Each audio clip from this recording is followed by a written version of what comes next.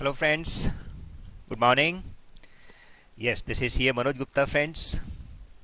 Today we do next accounting standard AS10. Make the heading AS10 Property Plant and Equipment. Short में इसको बोला जाता है PPE. बताइए फ्रेंड्स, क्या पता है इस अकाउंटिंग स्टैंडर्ड के बारे में? जो सिस्टम है अकाउंटिंग का वो सेम रहना है, बराबर ना? जो हमने पहले करा हुआ है ग्रुप 1 में भी ग्रुप 2 में भी, राइट? सो अब प्रॉपर्टी प्लांट इक्विपमेंट में क्या स्पेशल आता है? तो कोई भी अकाउंटिंग स्टैंडर्ड जब भी बनाया जाता है जब उसमें कुछ प्रॉब्लम होती है, और रिवाइज जब किया जाता है जब वो प्रॉब्लम ठीक नहीं होती है, उसको फर्दर ठीक करना होता है।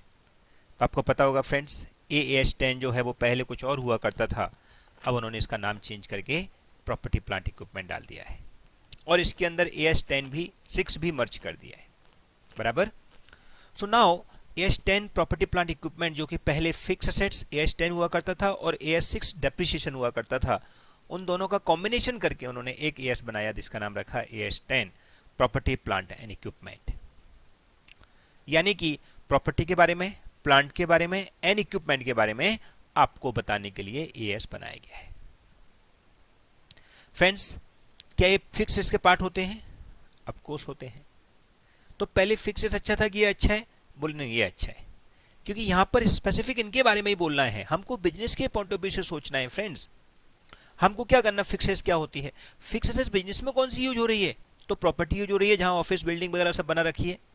प्लांट जैसे हम मैन्युफैक्चरिंग करते हैं और इक्विपमेंट जैसे मैन्युफैक्चरिंग करते हैं, तो उसके ऊपर डिस्कस करेंगे तो क्या स्ट्रेट फॉरवर्ड बात हो सकती है। जबकि फिक्सेस में जाते हैं तो क्या हो जाता है, काफी सारी चीजें ऐसी आ जाती हैं जो डायरेक्टली यूजुअल नहीं है।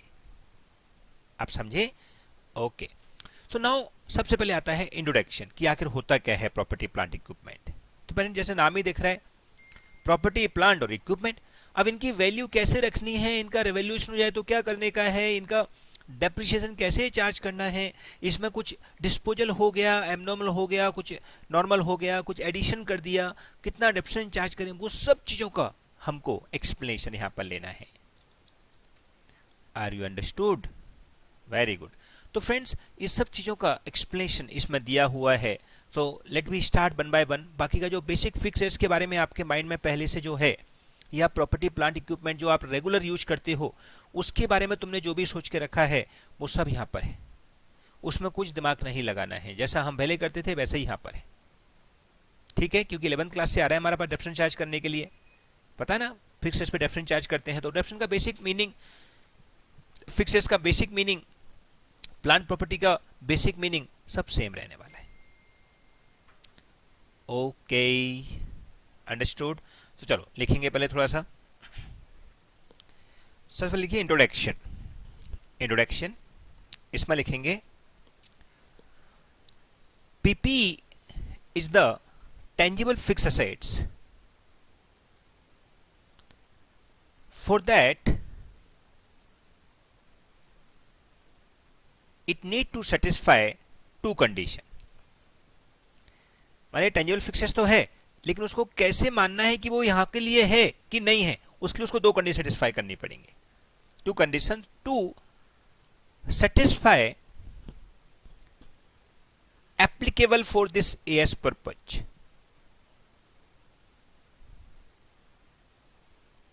ठीक, condition number 1, PPE should be held for PPE should be held for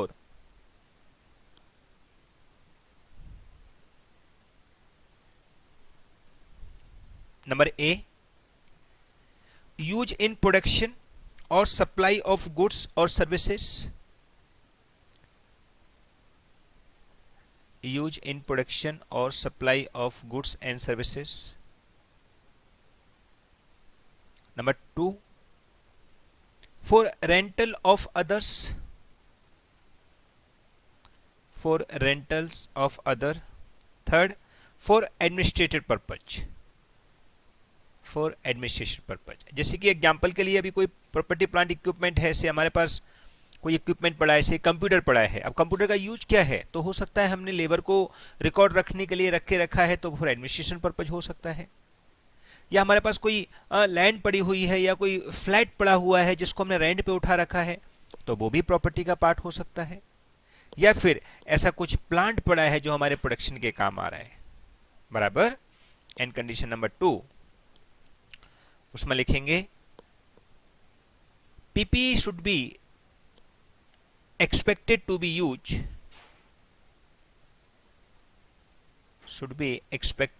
used for more than 12 month। Next line से लिखो, in short property plant equipment, ये कॉमन है, इस कंडीशन 2 के लिए नहीं है। In short property plant equipment is consider all tangible fixed assets which is used for production or supply of goods or services or rental or administration purpose,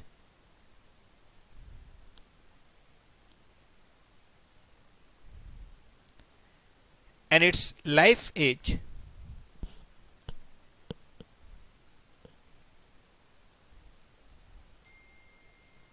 more than 12 month।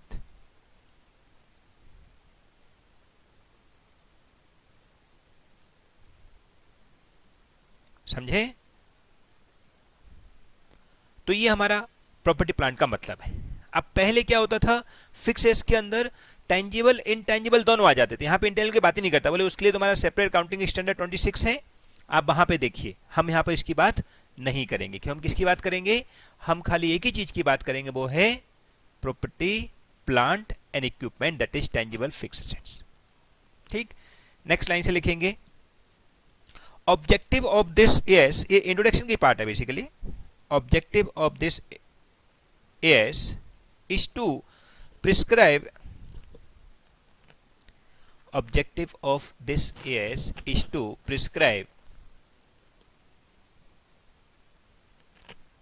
treatment for property, comma plant, treatment for property, comma plant and equipment, PPE। okay, good, next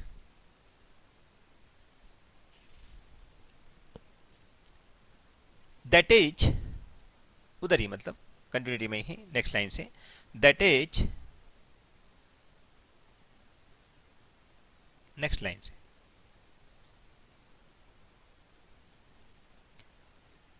determination of carrying amount of PPE,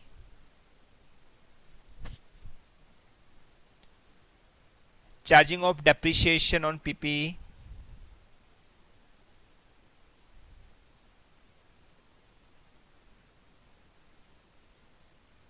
revaluation of PPE,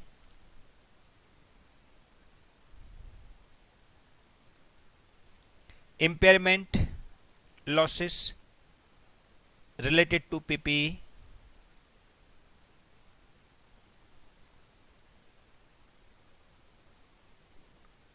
etcetera. Means in सब चीजों का calculation करना हमारा objective है यहां पर, right. Now लिखेंगे heading applicability.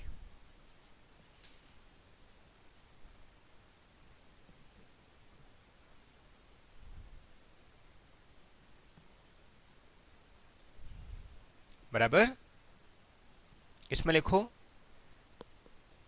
AS10 is not applicable on number 1 biological assets, number 1 biological assets. सुना है बायोलॉजिकल असेट्स के बारे में? BIOLOGICAL, biological assets, yes. लेकिन इसमें लिख देना other than bearer plant, other than bearer plant, bearer, हाँ बियरर जानते हो क्या होता है? यस, रिलेटिंग टू द, इधर ही continue, biological assets other than bearer plant relating to the agricultural activity, बराबर। तो इसके लिए ये एप्लीकेबल नहीं होता है, क्योंकि उनको वो बोलते हैं कि you valued at cost always, ठीक है। ओके, सेकेंड लिखें, बेस्टिंग एसेट्स, उस पर भी एप्लीकेबल नहीं होता है wasting assets, WASTING, wasting assets including mineral rights, expenditure on the exploration, on exploration, इसके एक्सप्लोरेशन के लिए, इसको और बढ़ाने के लिए एक्सपेंडिचर किए हैं, of mineral oil, natural gas, of mineral oil, natural gas and similar non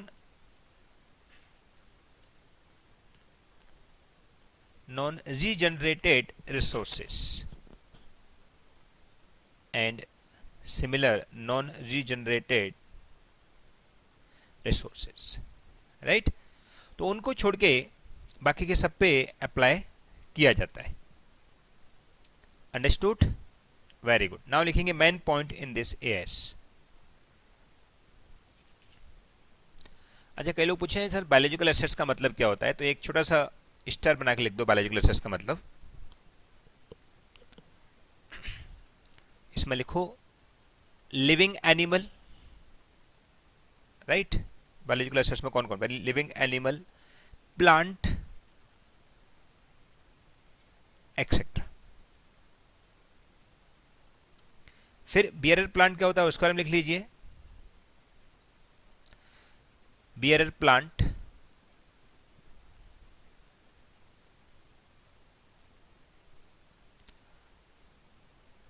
if satisfy all following condition, if satisfy all following condition, ठीक है। अब कंडीशन क्या क्या है, सबसे पहला लिखिए नीचे से, नीचे वाला हटा दीजिए, मेन पॉइंट बाद में लिख देंगे। हाँ, नंबर 1 लिखिए, is used in the production or supply of agriculture product, supply of agriculture product, एकदम आगे तक ले जाइए, कोई दिक्कत नहीं है। फिर नंबर 2, ये ऑल कंडीशन सेटिस्फाई होनी चाहिए, ऑल 3 कंडीशन, ऊपर अंडरलाइन कर लो, ऑल 3 कंडीशन, ऑल 3 कंडीशन, हाँ, मतलब सब कंडीशन सेटिस्फाई होंगे तो ही मानेंगे उसको, क्या, bearer plant, very good. Number 2, is expected to bear production, is expected to bear produce, ऐसा लिखो, bear produce for more than a period of 12 month, produce for more than a period of 12 month, perfect. फिर number 3, has a remote likelihood to being, has a remote, REMOTE, हाँ, remote likelihood of being sold as agriculture product, agriculture produce, not product, produced, बराबर, except for incidental scrap sale, comma लगा देना वहां पे, except for से पहले नहीं, पहले कॉमा लगाना है, एग्रीकल्चर प्रोड्यूस के बाद में, एग्रीकल्चर प्रोड्यूस के बाद में, हाँ, एक्सेप्ट फॉर क्या लिखा, incidental scrap sales, okay, very good. So ये सब सिस्टम अगर आपके सेटिस्फाई होते हैं तो वो बियरर प्लांट बन जाएगा, ठीक। यस, तो बताइए एक बार मेरे को, बायोलॉजिकल एसेट्स क्या होता है, बायोलॉजिकल एसेट्स, यस, ऐसी एसेट्स जिन एसेट्स पर आप लाइव स्टॉक बोल सकते हो या फिर बोलो प्लांट बोल सकते हो। फिर बेयर प्लांट क्या होते हैं? यस, ऐसे प्लांट जो हमारे प्रोडक्शन में काम आते हैं, लाइफ 1 साल से ज़्यादा होती है, वो सब चीज़ें उनको छोड़ देते हैं। ओके फ्रेंड्स, तो देखो जो अपना बायोलॉजिकल एसेट्स है वो तो आते नहीं हैं except bearer plant. Bearer plant ऐसे हो जाते हैं जो एक्चुअल में एसेट्स बन जाते हैं, इसलिए वो आ जाते हैं। बराबर है? ओके, नाउ फ्रेंड्स बात है बात main point in this AS. So make the heading main point in this AS. सबसे पहला, measurement and recognition of PPE. Bracket में that is cost on which PPE should be record. ठीक है ना? कौन कौन सी कॉस्ट उसमें इंक्लूड होनी चाहिए। फिर नंबर सेकेंड,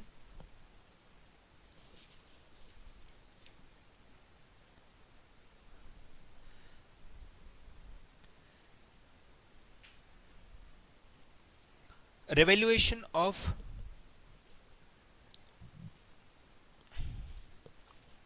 PP।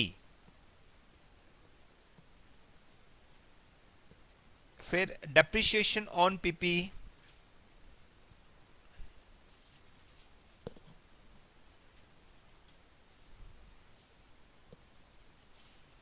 ठीक है? एंड थर्ड या जो भी लास्ट है, एनी अदर।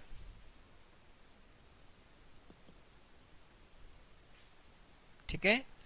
तो इतने हमारे मेन पॉइंट हैं। अब सबसे पहले हमको करना है measurement and recognition of PP including cost. Right? Make the heading measurement and recognition, measurement and recognition of PP। लिखो an item of PP, an item of PP that qualified for recognition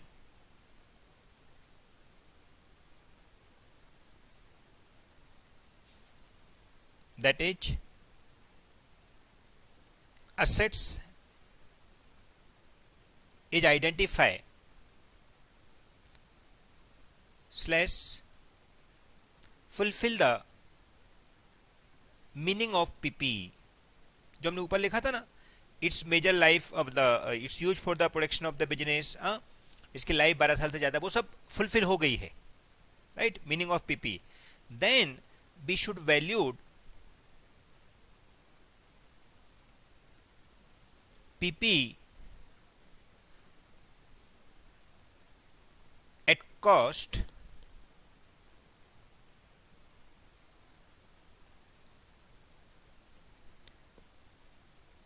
till it's get ready to use, till it's get ready to use means, next line say, means we should recognize PP at cost till it's get ready to use, that is purchasing price plus direct attributable cost to PPE and plus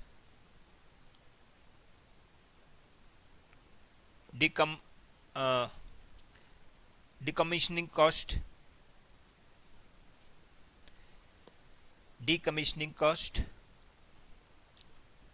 फिर restoration and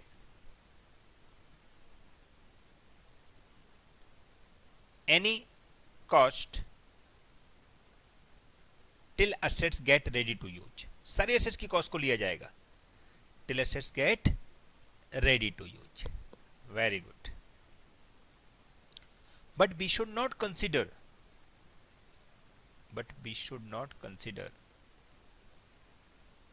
following cost. बताइए, क्योंकि list लेने वाली तो बहुत बड़ी है. अब परचेजिंग प्राइस के अलावा डायरेक्ट अट्रिब्यूटेबल टू कॉस्ट, मतलब सारी कॉस्ट जो हमारी उस फिक्स के यूज करने में या उसको रेडी टू यूज करने में लग रही है, बराबर. तो सारी कॉस्ट हम लेते हैं. जैसे एग्जांपल के लिए आप अभी कोई घर खरीदते हो, एक सिंपल बात सोचिए, तो आपने घर की प्राइस क्या माननी है, तो जब तक वो घर आपके रहने लायक नहीं हो जाता सारी कॉस्ट हम इंक्लूड करते हैं कि नहीं. इवन हम उसमें पेंट भी कराएं वो भी हम उसमें कैपिटलाइज करते हैं. लेकिन एक बार घर रेडी टू यूज हो गया, उसके बाद में अगर अपन कुछ उसका पेंट कराते हैं या ऐसा कुछ करते हैं तो उस कॉस्ट को इंक्लूड नहीं किया जाता है. आप समझ आया. इसलिए यहाँ पर एक कॉस्ट का ये भी आएगा, रिपेयर एंड मेंटेनेंस कॉस्ट. तो अगर रिपेयर एंड मेंटेनेंस हमारा रेगुलर वाला है तो वो नहीं आएगा, लेकिन अगर कैपिटल नेचर का है जिसके वजह से हमारी एसेट्स की लाइफ इंक्रीज हो गई है, हाँ, या कुछ और कॉस्ट इंक्रीज हो गई है, या जिसके एसेट्स का प्रोडक्शन इंक्रीज हो गया है, तो ऐसी कैपिटलाइज ऐसी कॉस्ट को भी हम कैपिटलाइज कर सकते हैं. Okay, very good. So in short बोलने का मतलब इतना है कि कॉस्ट कितनी कैपिटलाइज करनी चाहिए, कितनी नहीं करनी चाहिए. तो सारी कॉस्ट कैपिटलाइज करनी है till it's get ready to use, but वो कॉस्ट नहीं करनी है जो इसमें डायरेक्टली अट्रिब्यूटेबल नहीं हुआ है या वो इससे रिलेटेड नहीं है. ठीक, ओके. फिर लिखेंगे but we should not consider following cost. Should not consider को अंडरलाइन कर लीजिए.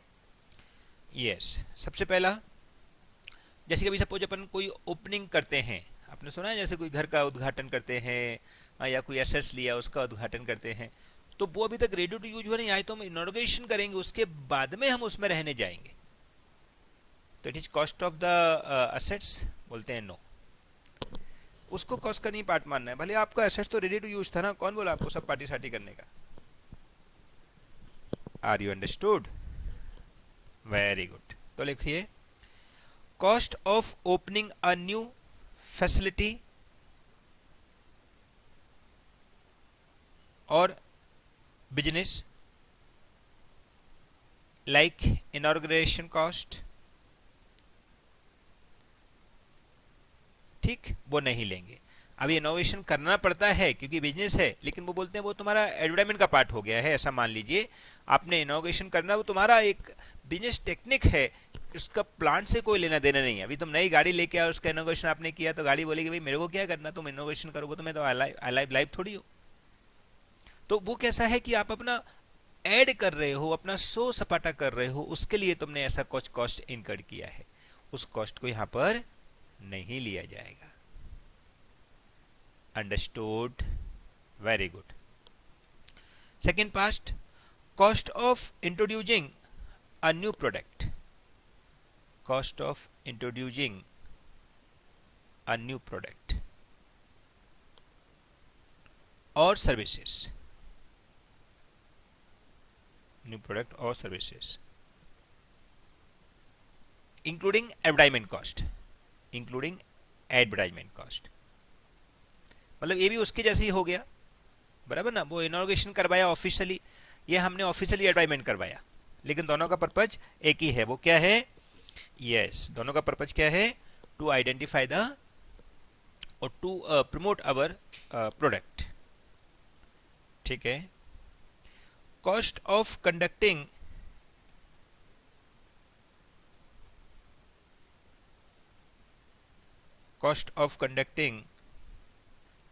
ट्रेनिंग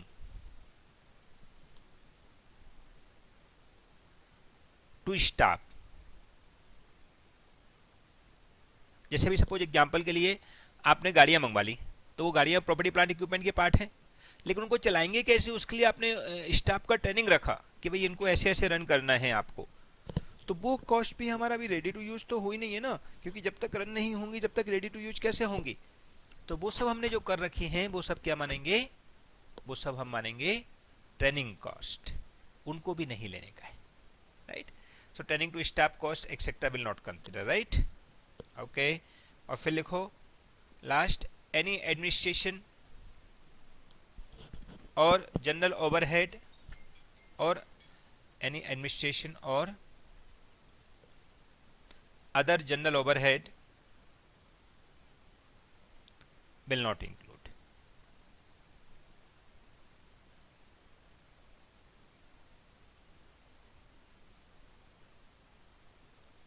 ठीक है। सो ये चीज हमको नहीं लेनी है, बाकी की सब चीज लेंगे। Is it clear? Okay. So friends, ये ऐसी चीज हैं जो हमको उस कॉस्ट में इंक्लूड नहीं करनी चाहिए, बाकी की सब कॉस्ट में इंक्लूड करना चाहिए, बराबर। सो एक बार रिपीट करेंगे फ्रेंड्स, क्या क्या कॉस्ट लेना चाहिए। तो बोले सर सारी कॉस्ट लेना चाहिए till it's get ready to use. Very good. कौन कौन सी कॉस्ट नहीं लेना चाहिए? यस, सो नहीं लेना चाहिए, एक तो कोई ऐसी कॉस्ट जो उसके लिए नहीं जरूरत है, जिसको हम बोलेंगे इनॉग्रेशन कॉस्ट, एडवर्टाइजमेंट कॉस्ट, बराबर, स्टाफ को ट्रेनिंग दिया उसकी कॉस्ट, तो वो नहीं लेने का है, राइट। और अगर कुछ ऐसे जनरल ओवरहेड हैं जो कि एलोकेटेड हैं, तो वो सब नहीं लेंगे। और लास्ट लिख दो any abnormal cost, any abnormal cost, वो भी नहीं ली जाएगी। Okay, very good. So in cost को छोड़ के बाकी की सब कॉस्ट हम ले सकते हैं, ठीक है। ओके, अभी फ्रेंड्स एक नोट लगाइए छोटा सा, रिपेयर एंड इंप्रूवमेंट कॉस्ट।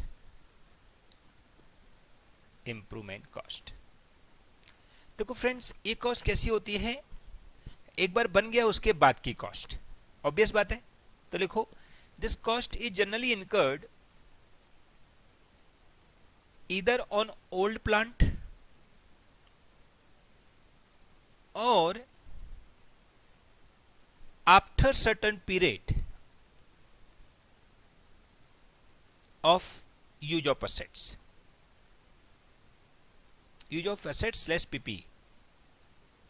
माने सपोज एसेट्स हमारी थोड़ी प्लानिंग हो गई, बराबर, हमने उसको महीने 2 महीने लगाया, काम किया, राइट। और उसके बाद हम लोगों ने उस असेस के लिए क्या सोचा कि यस अब इसका थोड़ा सा रिपेयर करवा लेते हैं, ठीक करवा लेते हैं, थोड़ी खराब हो गई है। ऐसे घर नहीं होता, पेंट 2-4 साल में 5 साल में खराब हो जाता है, तो वही पेंट करवा लेते हैं एक बार। तो वो क्या है? यस, वो हमारा ऐसा कॉस्ट है जो हमको इनकर्ड करना पड़ रहा है फॉर इंप्रूवमेंट और for repair.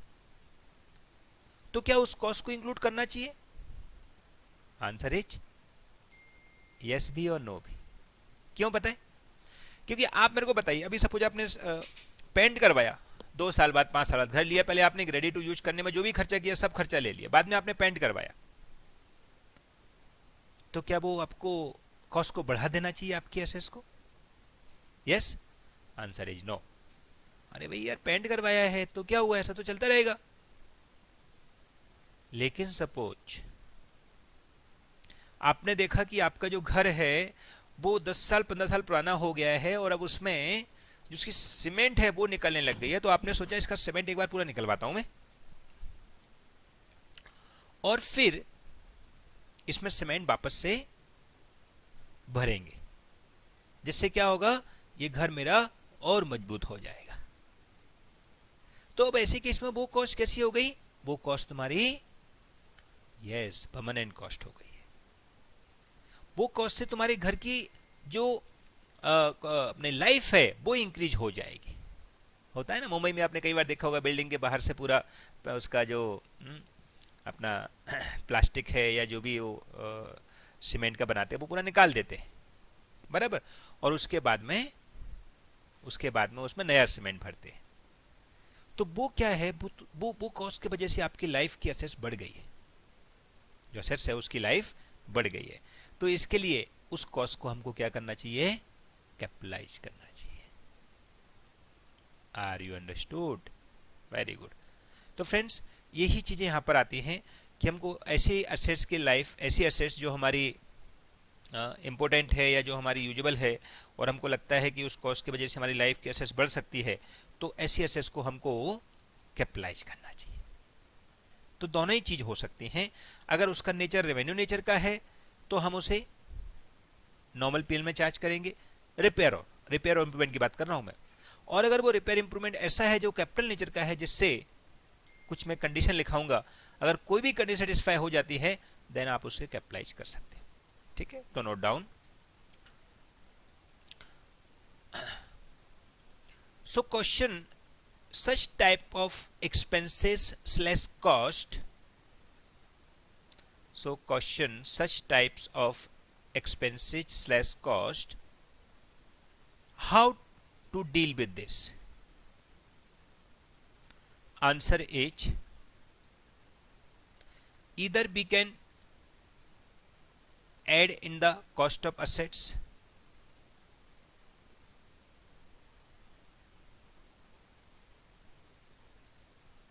or we can charge to P&L. Next line say, if any of following condition, next line say, if any of following condition are satisfied,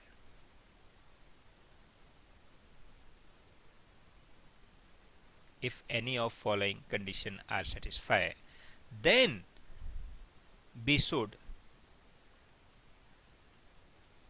recognize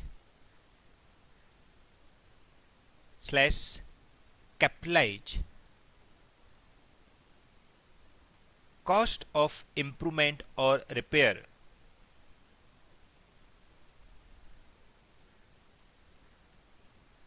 of PPE into PP। क्या मतलब हुआ into PP? Yes, माने हम लोग उस PPE की assets में add कर देंगे अगर इनमें से कोई भी कंडीशन सेटिस्फाई हो गई तो। लिखो, that is number 1,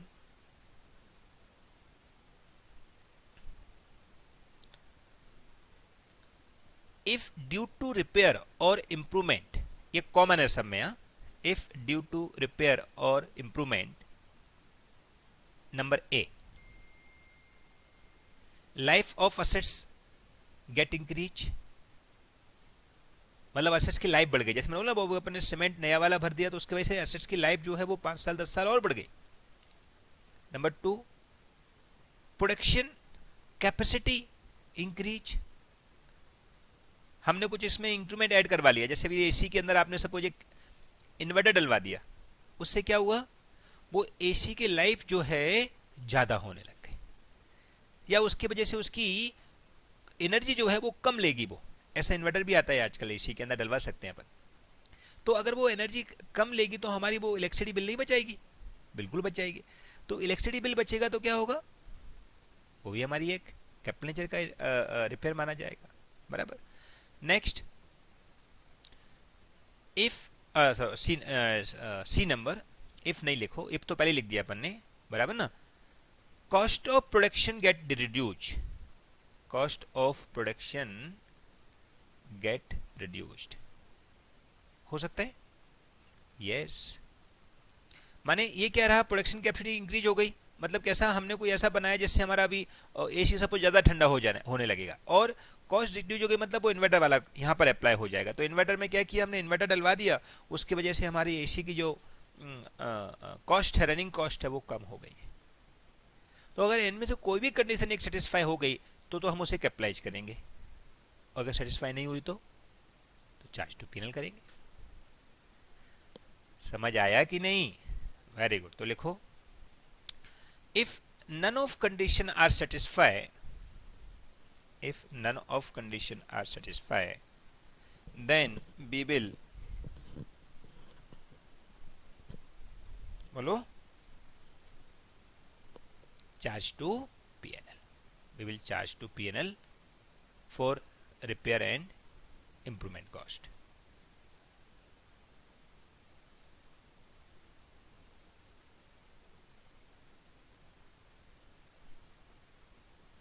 understood, very good. यानी कि अगर कोई चीज़ ऐसी लगती है हमारे लिए जहां पर इसकी जो कॉस्ट है वो इन सब के सेटिस्फाई नहीं कर रही है जो हमने कॉस्ट लगाई है, तो हम क्या करेंगे, यस, फिर हम लोग बोलेंगे कि should be charge to PNL. क्योंकि वो रेगुलर खर्चा है हमारा, हम क्या कर सकते हैं। Okay, very good. Now friends, आता है इन सब के लिए एक अपन छोटा सा एक दो सम कर लेते हैं, फिर लाइन से दूसरी बात करेंगे, राइट। क्योंकि ये सब क्या है, बहुत बड़े बड़े चीज़ें आ जाती हैं। अभी तो कॉस्ट अकेला हुआ है, फिर इसके बाद में रिवैल्यूएशन करेंगे, डेप्रिसिएशन करेंगे, इसके ऊपर एक एक दो दो सम दिए हैं। Let be see the sum also. Yes friends, so question number 1 इसके उस पर दिया हुआ है। लेट्स रीड फर्स्ट क्वेश्चन क्या है। Entity A is a supermarket chain is renovating one of its major store. Okay, the store will have more available space for an store promotion outlet after the renovation and will include in the restaurant. Okay, मतलब innovation जो अपन कुछ उसका renovation करा रहे हैं, उस renovation की वजह से उसका जो स्पेस है वो बढ़ जाएगा और थोड़ा सा अच्छा कुछ लगेगा उनको। ठीक है, आगे देखते हैं उससे फ़ायदा होगा कि नहीं, वो देखते हैं। Management is prepare the budget for the year after the store reopen which include that cost of remodelling and the expectation of a 15% increase in sale resulting from the store renovation, which will attract new customer. State whether the remodeling cost will be capitalized or not. Yes, so answer is capitalized. Why? Because this cost के वजह से हमारा production बढ़ गया, 15% हमारी income बढ़ जाएगी, right. Definitely इसको कैपिटलाइज करना चाहिए। लेकिन आंसर लिखना कैसे है, याद है ना, 3 स्टेप में आंसर लिखा जाएगा जो हमने सीखा हुआ है प्रॉपर। ओके, इसको मैं लिखवा देता हूँ आगे के, आप एक बार खुद ट्राई करना, बराबर। हाँ, आप लोग भी मेरे से पहले लिख सकते हो, no problem. Okay, you also start writing. याद है ना 3 स्टेप, कौन कौन सी? यस, सबसे पहले एएस का name, number and rule related to that, right. फिर एएस का जो प्रेजेंट क्वेश्चन है वो क्या बोल रहा है, एंड लास्ट, यस, लास्ट क्या हो जाएगा, लास्ट हो जाएगा उसका कंक्लूजन, जो कि हमको डिप्लोमेटिक देना है। ठीक है, very good. So let's do.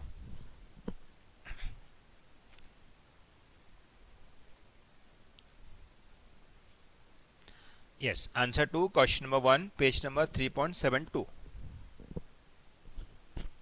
As per AS 10 PPE, exam में फुल फॉर्म लिखना, saying that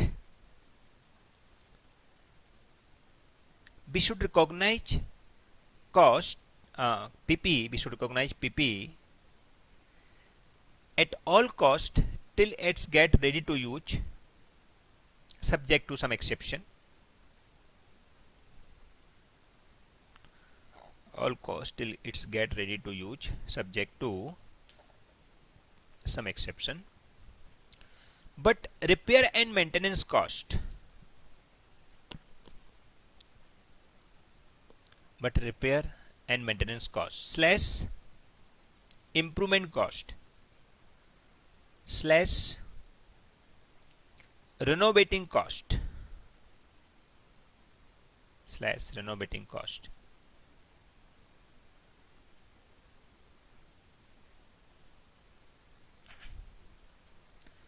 should be capitalized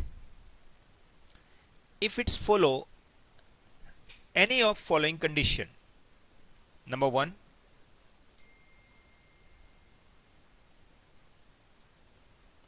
life of assets get increased.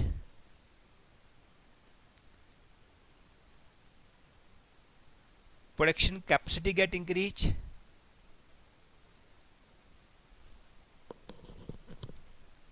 Production capacity get increased slash profit get increased. Slash, profit get increased. And last, cost of production get reduced,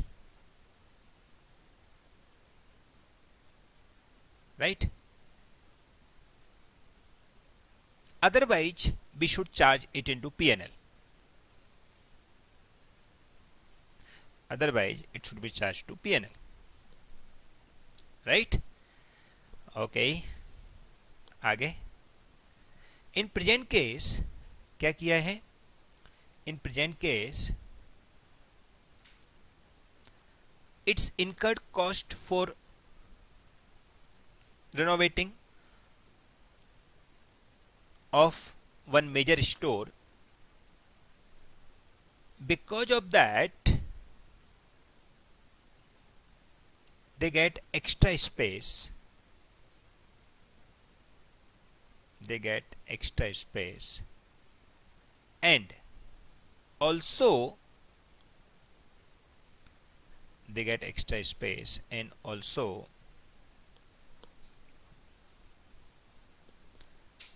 they will increase their profit from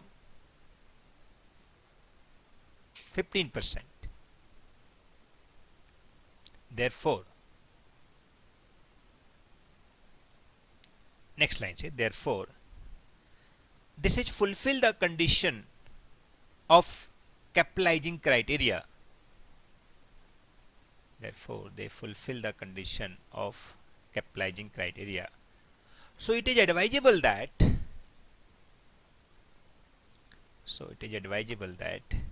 we should, bolo, yes, we should capitalize the cost of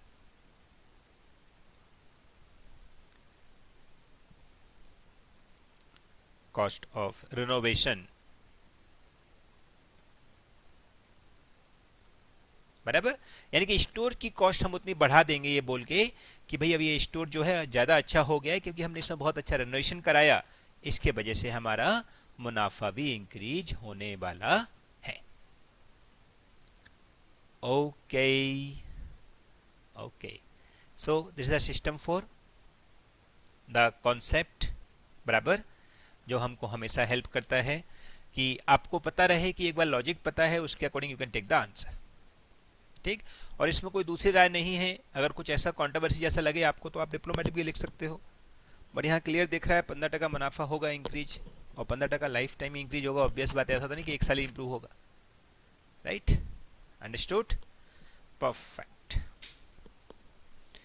yes, question number 2 friends. Basically ये question जो है वो थोड़े से ठीक नहीं है, ऐसे ही दे दिए हैं उसने, पता नहीं किस कॉन्सेप्ट में दिए हैं. Let's read. What happened if the cost of the previous part / inspection was not identified in the transaction in which the item was acquired or constructed. Means friends question कुछ ऐसा है नहीं, बट फिर भी ये बोलने का उसका मतलब जो है वो ये निकल रहा है कि अगर ऐसी कॉस्ट इनकर्ड की है हमने जिसका ट्रांजैक्शन हमको आइडेंटिफाई नहीं हुआ है कि वो एक्चुअल में क्या बन के रेडी हुआ है, तो अब ये जिसका आइडेंटिफिकेशन नहीं हुआ उसको मेजर कैसे करेंगे?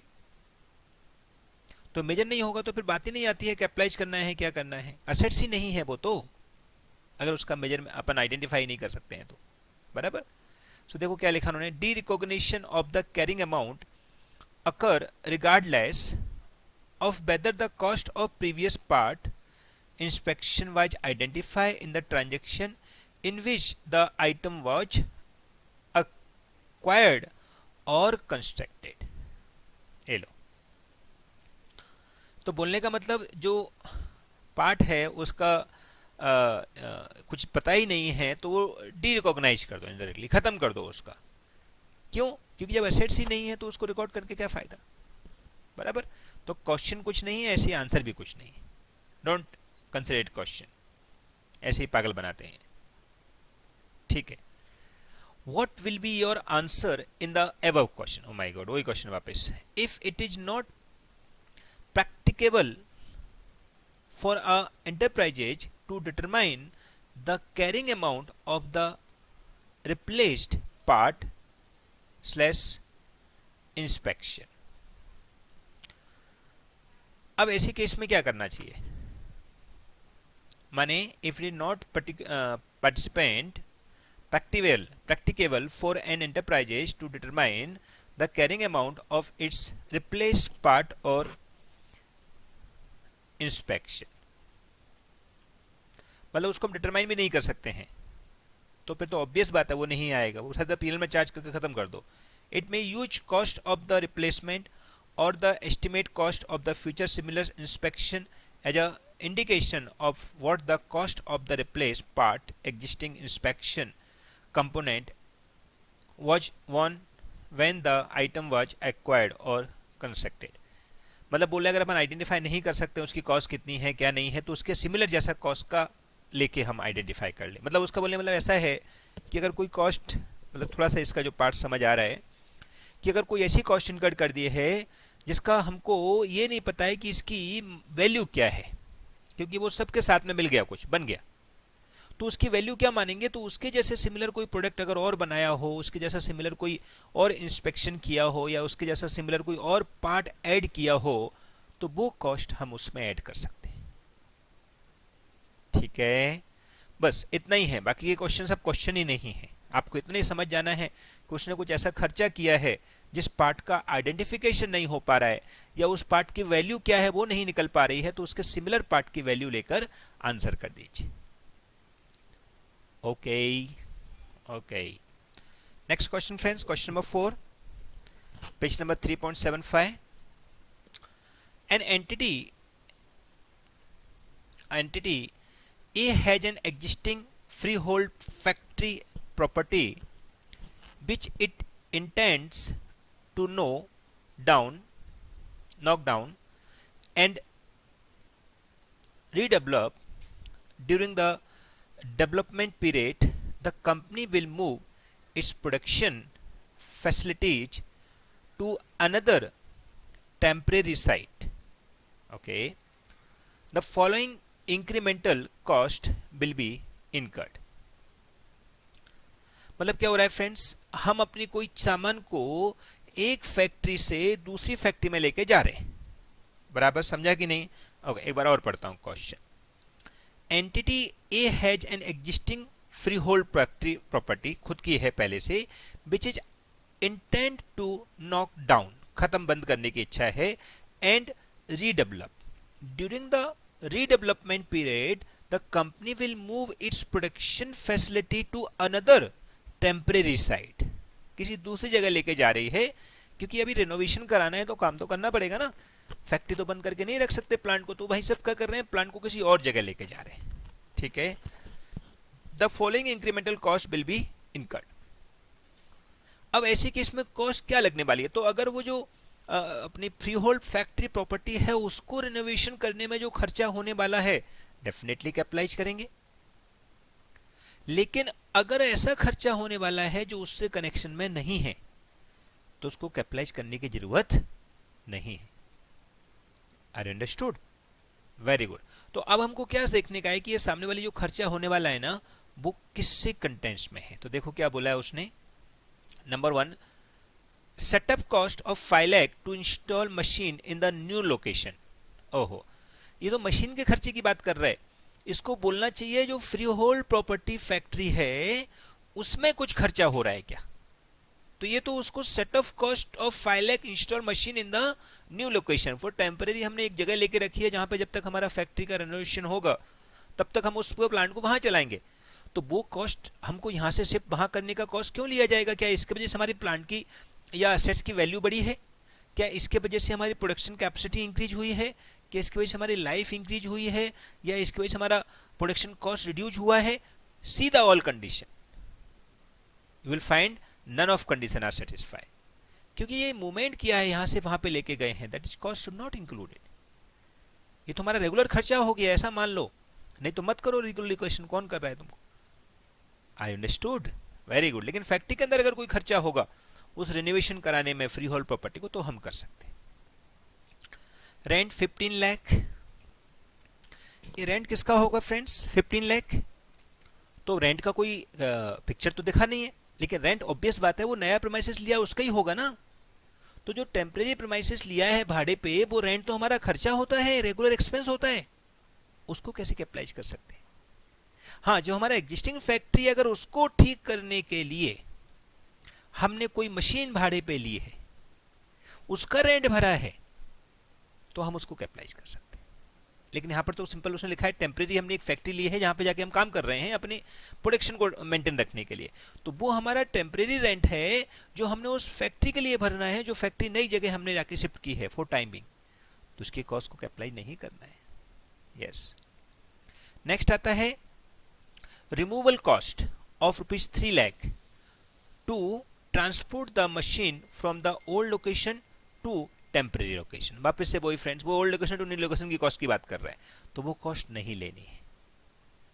ओल्ड लोकेशन से न्यू लोकेशन जाने में कुछ भी खर्चा हो वो नहीं लेना है। रीजन की उस खर्चे की वजह से हमारे तीनों कंडीशन में से कोई भी कंडीशन सेटिस्फाई हो रहा है क्या? Tell me. None of condition are satisfy. ना तो उससे हमारा लाइफ असेस की बढ़ी बल्कि लाइफ कम हो जाएगी, इधर से उधर ट्रांसपोर्ट होगा तो असेस खराब हो जाती है, ना उससे हमारा प्रोडक्शन कैपेसिटी बढ़ रहा है, ना उससे हमारा कॉस्ट ऑफ प्रोडक्शन रिड्यूस हो रहा है, तो क्यों कैपिटलाइज करें? So can these cost be capitalise into the cost of the new machine? बताइए फ्रेंड्स, कर सकते हैं? Answer is no. बट ऐसे नो से काम नहीं चलेगा, we have to write in systematic way. Yes, can you write? लिख सकते हो? बताइए लिख के, क्या लिखेंगे? मैं भी लिखता हूं फ्रेंड्स, हाँ, लेकिन आप पॉज कर देना, राइट? फिर आप लिखो। आंसर टू क्वेश्चन नंबर 4 मतलब page number 3.75। As per AS 10 property plant equipment saying that any cost incurred for moving of machine slash PPE from one place to new place will not be capitalized as it is not help for improving slash condition to PPE repair and improvement cost, that is life of assets get increase। तो हो रही है क्या? नहीं हो रही है। फिर second, cost of assets get increase, sorry, cost of production gate decrease. हो रहा है? नहीं हो रहा है। फिर प्रोडक्शन कैपेसिटी गेट इंक्रीज। हो रही है? नहीं हो रही है। तो इसका मतलब क्या हुआ कि ये तीनों ही कंडीशन फुलफिल नहीं हो रही है, इसके लिए हमको ये नहीं लेना चाहिए। Understood? Very good. Therefore in present case they want to renewal its freehold factory property. For that purpose they shifted their production to the new temporary factory. For that they had incurred many other costs. बराबर. Therefore, in this case, we should not capitalize any cost to the cost of PPE, as all are not satisfy any of above condition, not following, any of above condition. Therefore, all expense of moving from one place to new place should be charged to profit and loss account. Understood? That's all. तो हमको ऐसा answer दिखाने का है जिससे ये लगे examiner को कि नहीं भाई इसने इसी पॉइंट के बेस पर ही आंसर लिखा है, नॉट रट्टू तो वाले आंसर के हमने हर बार फिक्स आंसर बना लेनी है. सिस्टम हमारा फिक्स है बट बाकी के क्लू हमारे माइंड से निकलेंगे. Okay, perfect. Yes friends, next question. Question number 5. Capitalization of directly attributable cost. Entity A, which operates a major chain of supermarkets, okay, has acquired a new store location. The new location requires significant renovation expenditure. Management expect that the renovation will last for 3 months, okay, during which the supermarket will be closed.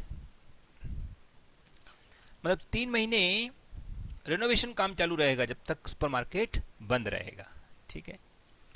Management has prepared the budget for this period including expenditure related to construction and remodelling cost. Okay.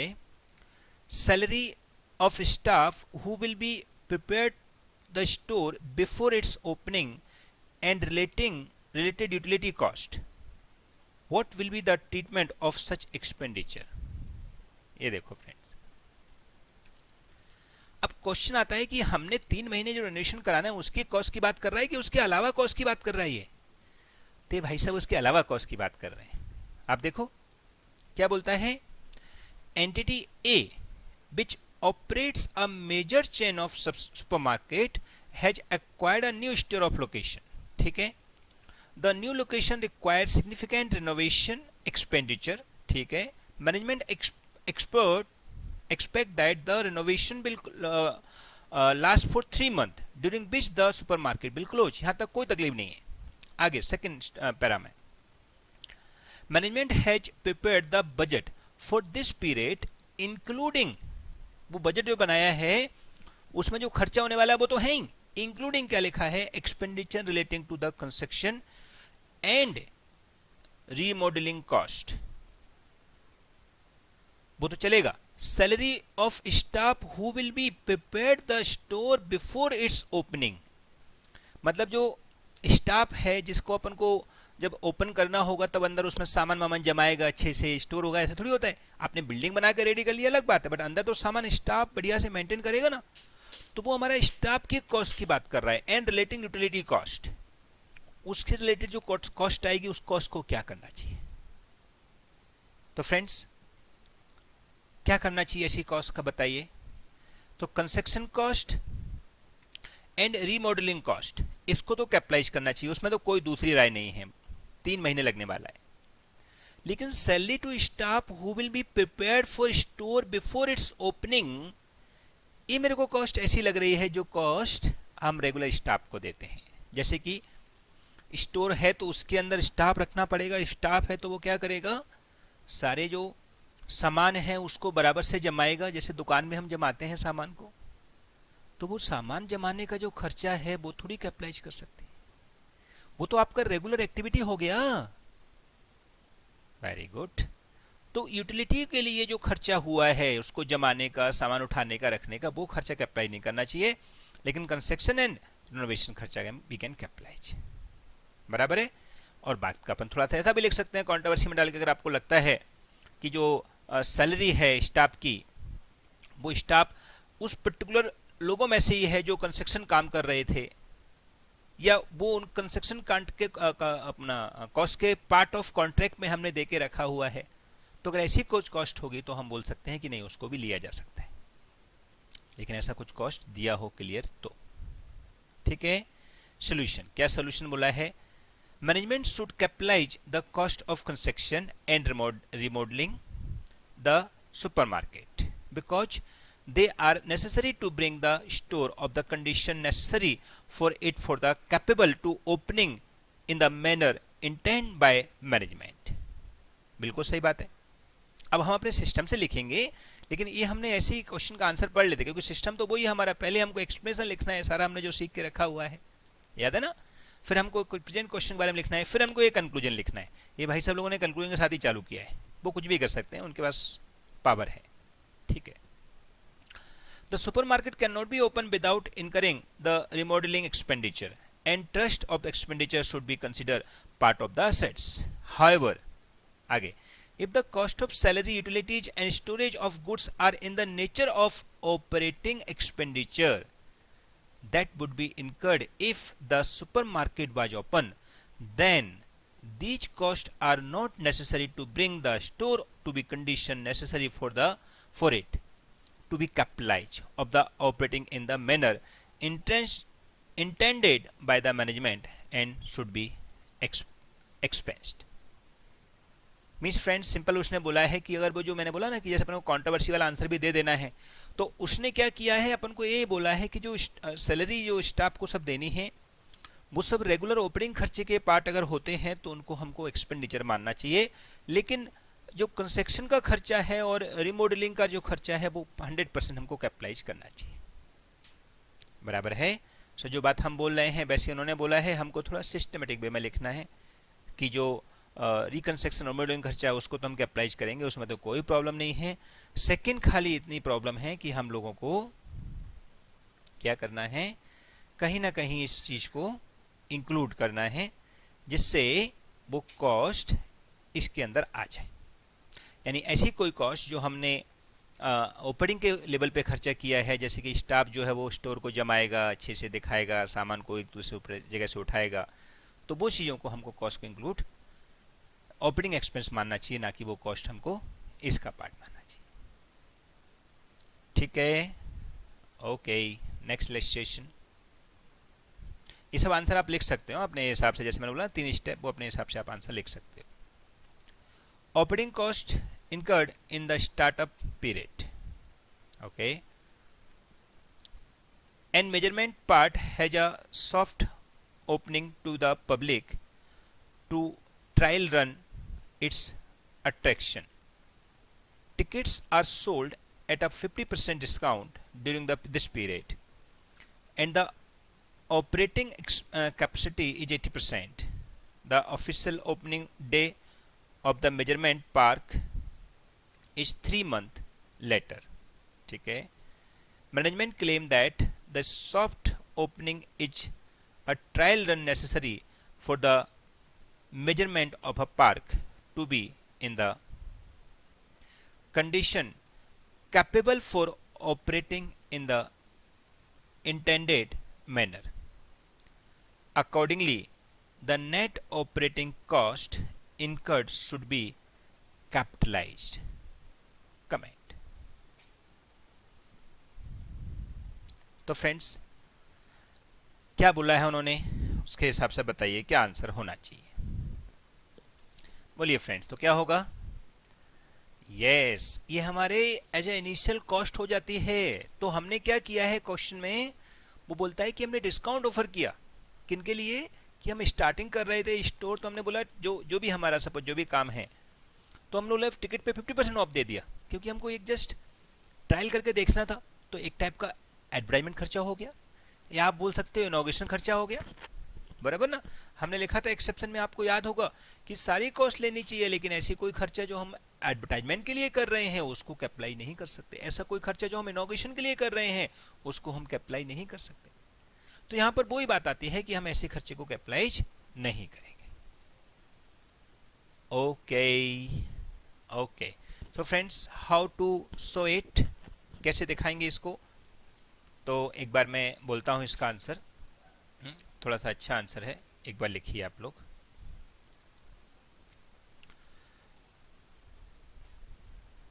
करना चाहिए पहले तो क्या apply, answer is no. क्यों करें, क्योंकि ये तो हमारा एडवर्टाइजमेंट का खर्चा है ना। लिखो answer to question number 6, page number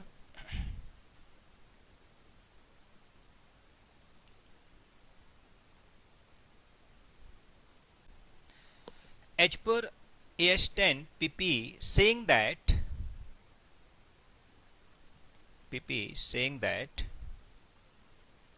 we should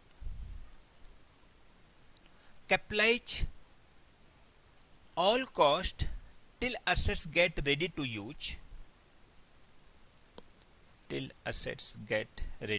use, comma, except inauguration cost,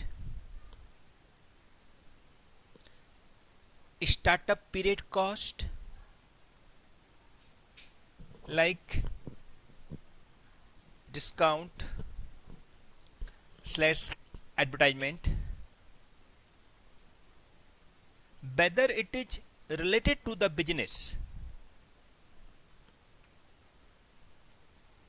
and necessary to do। ये भी नहीं कि हम खाली ऐसे ही सोच सपाटे में कर रहे हैं। whether it is related to the business and necessary to do, then also we should not capitalize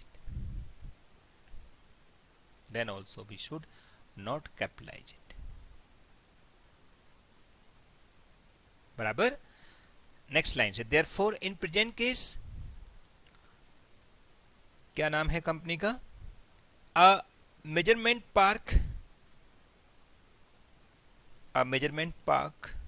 has a soft opening to the public, comma, to trial run its attraction,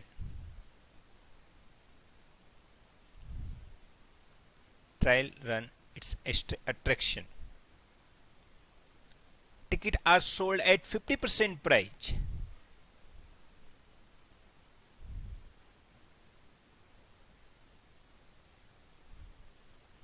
because of that our capacity get increased,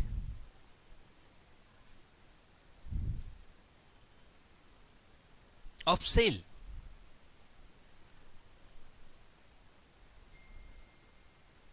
बराबर। जैसे कि आपने देखा होगा जब उबर ओला सभी जब आए थे, स्टार्टिंग में फ्री राइड देते थे, 50% फ्री देते थे, तो ये सब क्या है, उनको लॉस हुआ उस टाइम पे, but they can not capitalise it. वो बोल देंगे कि नहीं, ये तो हमने हमारे बिजनेस को चलाने के लिए किया है। They have to charge to PNL. Jio आया, उसने 3 महीने 6 महीने तक फ्री अपना इंटरनेट दिया, फ्री अपना कॉल दिया। क्या है वो उन्होंने पीएनएल में चार्ज किया है। क्यों? क्योंकि it is not like we are doing the plant. अभी वो प्लांट नहीं बना रहे हम लोग, तो उसका खर्चा नहीं इंक्लूड किया जाएगा। भले उसकी वजह से हमारी सेल बढ़ गई है, वो बराबर है, बट सेल बढ़ी है, उसकी वजह से हमारी कैपेसिटी नहीं बढ़ गई है, उसके वजह से हमारा कोई प्रोडक्शन का जो कॉस्ट है वो डिक्रीज नहीं हो गया है। वो सेल बढ़ जाना is a part of advertisement. हम अपने एडवर्टाइजमेंट को ऐसा सिस्टम में बना रहे हैं जिससे हमारी सेल इंक्रीज हो रही है। यस, तो आगे क्या हो जाएगा, 50% of that and capacity get increase of sale but not capacity of production। That's why next line say, that's why these costs cannot be capitalized,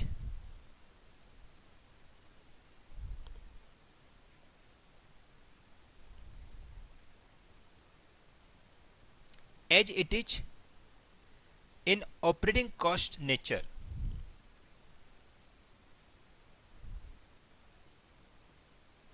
So it should be charged to P&L.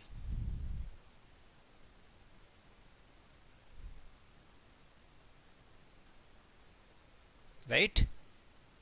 Next line say, also the view of company is capitalize these expense is wrong.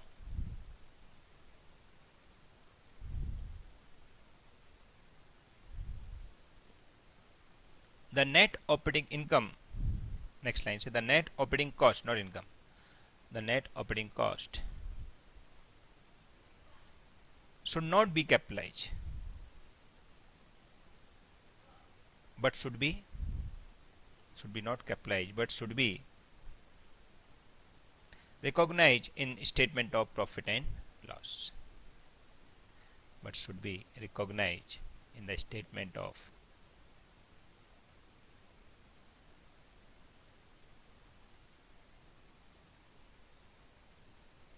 profit and loss.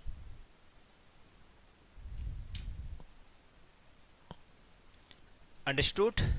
तो हमको profit में charge करना चाहिए, ना कि PL में transfer करना चाहिए, ना कि कैपिटलाइज करना चाहिए. क्लियर? परफेक्ट. स्टूडेंट्स एक बार इनका आंसर रीड कर लेते हैं. क्या लिखा है? The net operating cost should not be capitalise but should be recognise in the statement of PNL even though it is running the less the full operating capacity, in this case 80% of the operating capacity.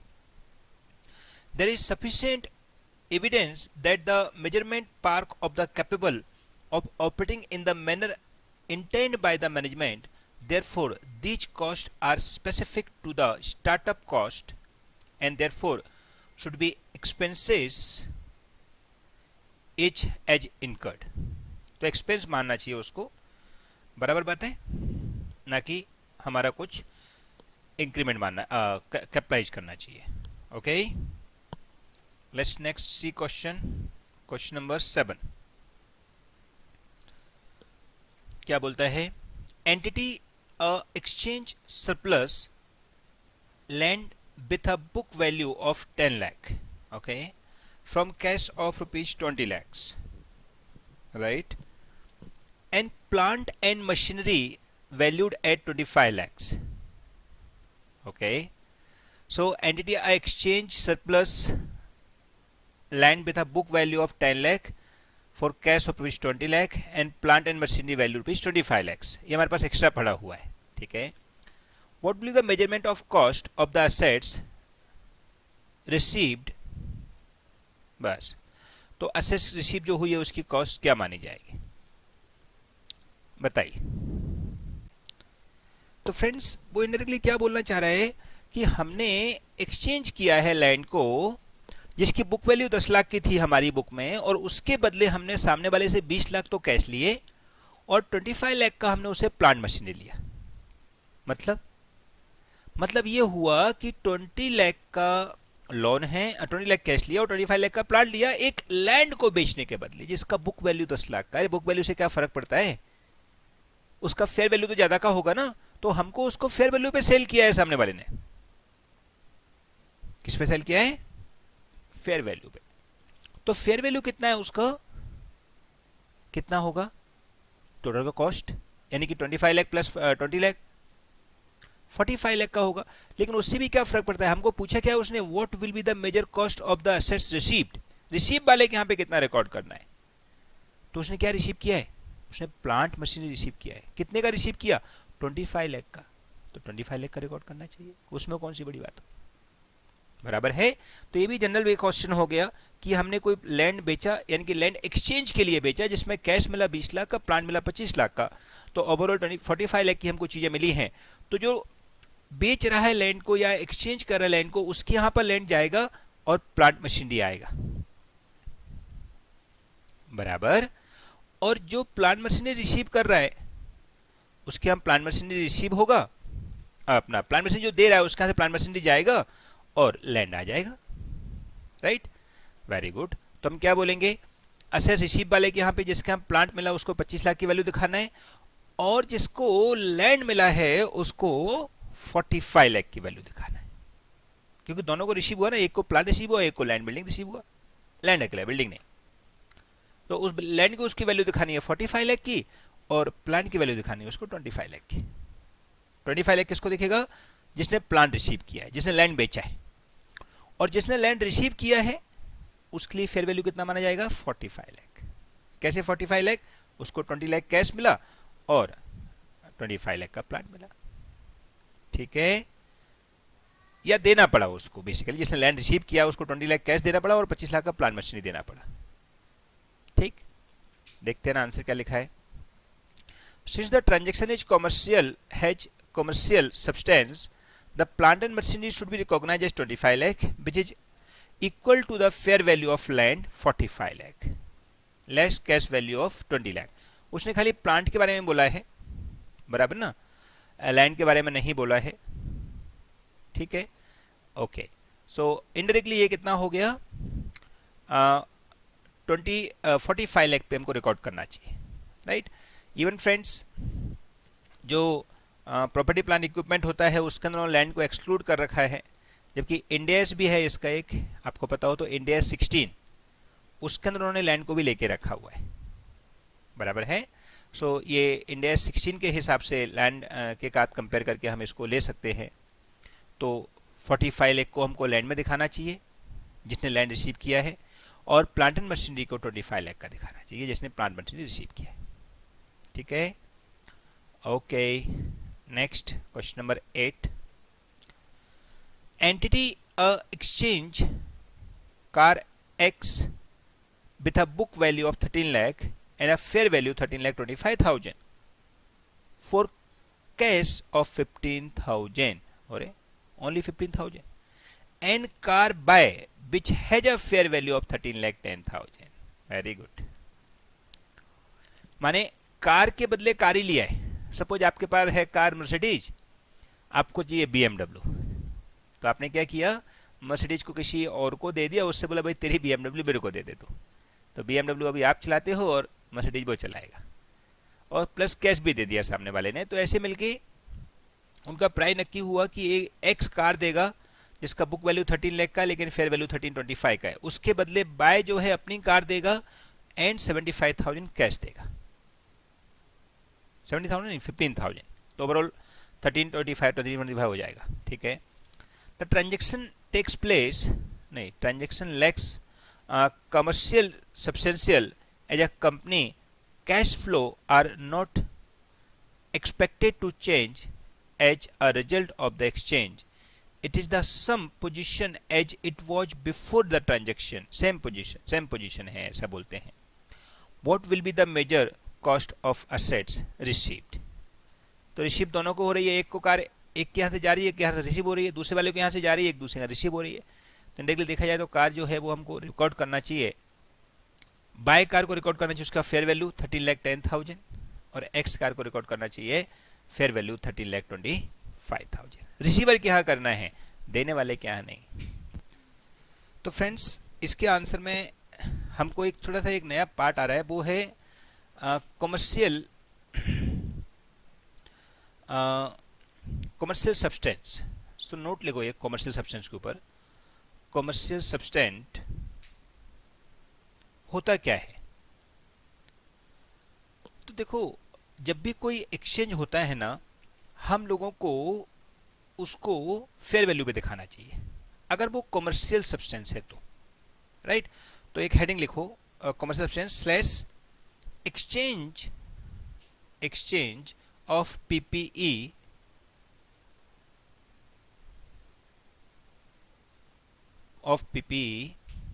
For commercial substance और non commercial substance. Non commercial को lacks of commercial भी बोलते हैं। क्या बोलते हैं?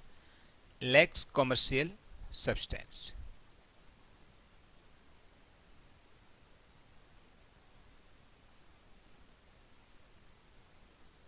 ठीक। बताइए आखिर होता क्या है लेक्स कॉमर्शियल सब्सटेंस। तो फ्रेंड्स एकदम सिंपल बात है, जब कोई ट्रांजैक्शन ऐसा होता है जो ट्रांजैक्शन हम लोग एक्सचेंज के थ्रू कर रहे हैं, जैसे कभी कभी हमारे पास कोई चीज़ पड़ी है हमको नहीं चाहिए, लेकिन जिस दूसरे के पास पड़ी है वो चीज़ हमको चाहिए और दूसरे वाले को हमारी चीज़ चाहिए, तो क्या करेंगे? यस, तो उस केस में उस चेंज को हम एक्सचेंज कर लेंगे। बोले ये काम करते, सपोज तेरे पास BMW कार है, मेरे पास मर्सिडीज कार है, तेरे को BMW चाहिए, मेरे को मर्सिडीज चाहिए, या वैसा वर्सा। तो आपको समझ के चलना है, एक दूसरे पर एक्सचेंज कर लेते हैं और जो भी उसका फेयर वैल्यू है वो हम रिकॉर्ड कर लेते हैं। तो लिखो, इन केस ऑफ एक्सचेंज, ये हेडिंग थी हमारे ऊपर ना, सारे एक कॉमन हेडिंग बना दिया है। Okay, in case of exchange we should record PPE at its fair value. We should record PPE at its fair value. बराबर ना? At its fair value by receiving party.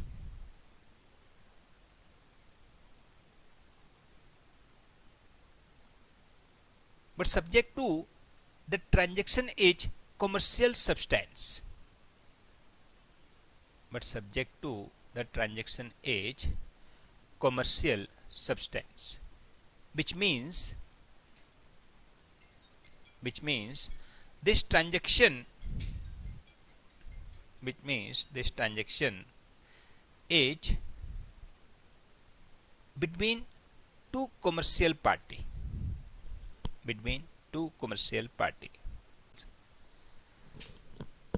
but if transaction lacks of commercial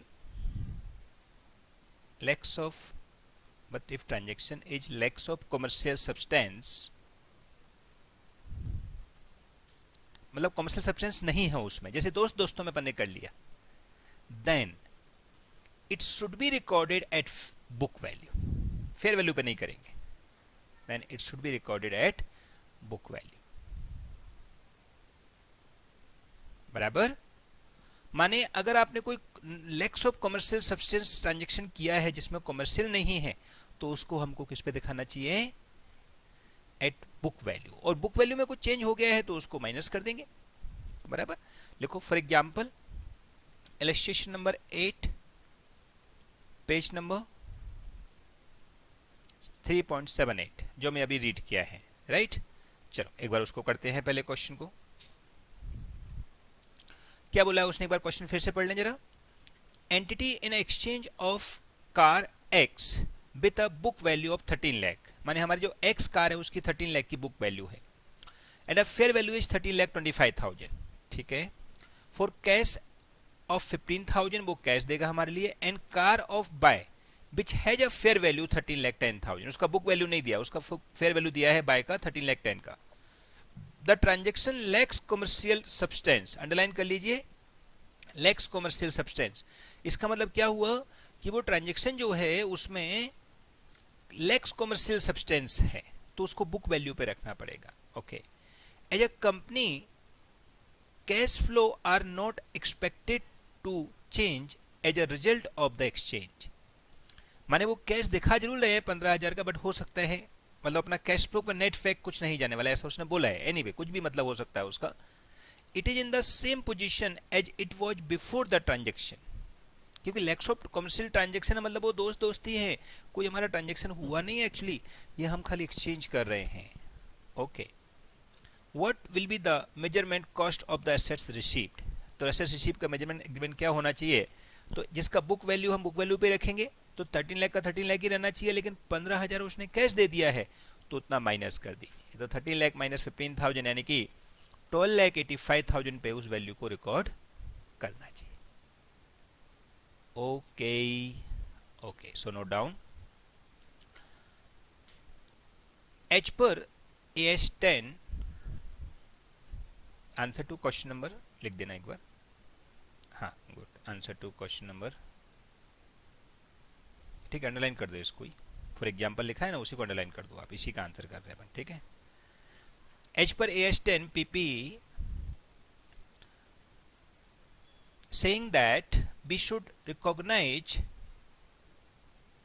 slash value the assets on in case of exchange of assets in case of exchange of assets at book value subject to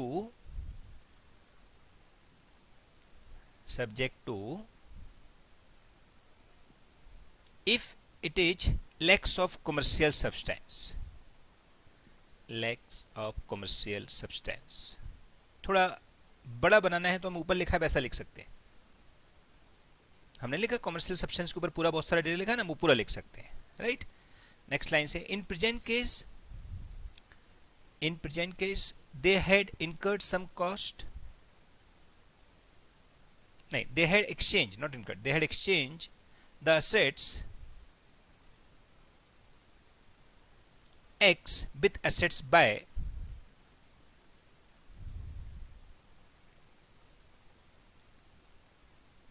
the book value of assets X is 13 lakh and they get 15,000 cash and 13 lakh 10,000 bracket में fair value bracket over of assets by, बराबर ना। Next line से therefore assets X should be recognized at book value less cash received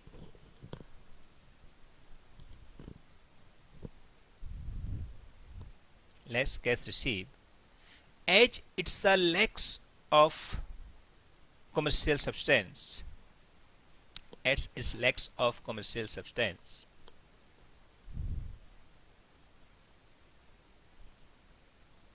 Therefore, it should be record 13 lakh minus 15,000 cash receive हो चुका है इसके लिए equal to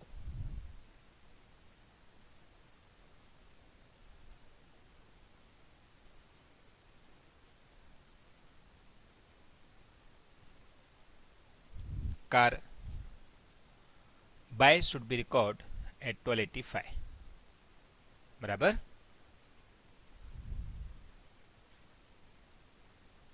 और car X कितने पे दिखाएंगे, वो कार एक्स को बुक वैल्यू पे दिखानी पड़ेगी, दैट इज 13 लाख, बराबर।